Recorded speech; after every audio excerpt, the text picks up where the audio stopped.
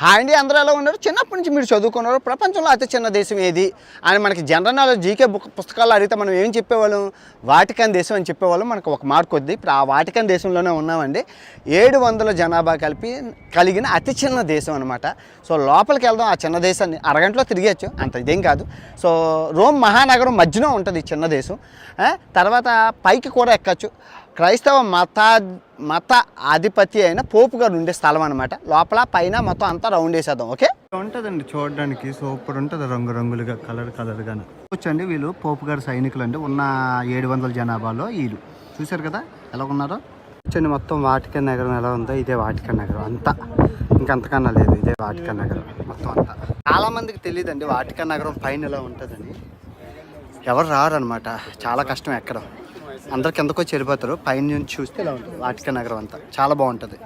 Full video non veg నా ఛానల్లో పెట్టని చూడండి.